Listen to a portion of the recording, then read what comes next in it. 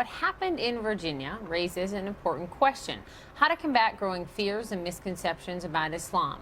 Asra Nomani is with me. She's a contributor to the Daily Beast. She is author of this book, Standing Alone: An American Woman's Struggle for the Soul of Islam. Thank you so much for coming on. Oh, thank you, Poppy. When you see a story like Jason Carroll just reported, what do you think? Well, Poppy, I'm a mother in Virginia, and I have to say that I wouldn't have wanted this assignment in my son's school. You know, 2 years ago, I went to my son's elementary school at the time, and I was an observer at a children evangelical club called Good News Club, and the principal called the police because they didn't want to have me observing this club and said that I was a disturbance. So I believe in a strict separation of church and state in this country, and that's our basic tenet. For us as Muslims, the Shahada is this proclamation of faith that a man usually will whisper into a child's ear the moment that child is born. It's what we're supposed to declare as we are dying, as our last statement. For me to see this incursion of faith into the classroom is a problematic issue. And why is it happening, though, with this backlash? I don't think it's this anti-Muslim hysteria that we just heard about. I think what's happened is that we've had a failure of leadership by organizations like the Council on American Islamic Relations, and sadly the White House also, in talking about the I word. And that I word is about Islam and the issue of extremism. People are not afraid of Muslims as a whole. They are afraid of this extremism. And so as we go into this debate tonight, what I hope to hear as a Muslim is a conversation about the ideology of extremism in our faith.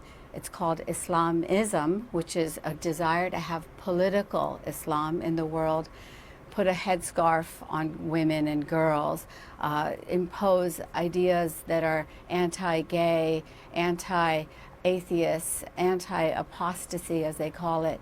These are the ideas that we have to really struggle with and talk about honestly so that Americans can feel comfortable with the faith also. So you are a proud Muslim woman, a journalist. You have broken many barriers in journalism, and as you said, you're a mother in Virginia who agrees with some of those other mothers in the piece who wouldn't have wanted this in their schools. You've also written extensively about this, and especially being a Muslim woman. And you've said that Islamic feminism is the antidote to Islamic extremism. Talk to me about the role you believe, Asra, that women, female Muslims, can play to address some of these stereotypes and fears. Well, I think that Islamic feminism is absolutely the antidote to the Islamic State and Islamic extremism. The canary in the coal mine for all of these ideologies that want to ultimately express violence to people of other faiths or people who don't think like them is the issue of women. I can tell you that I can walk into a mosque anywhere in this country, and if I go into the main hall, I will know immediately what ideology of Islam is practiced at that mosque.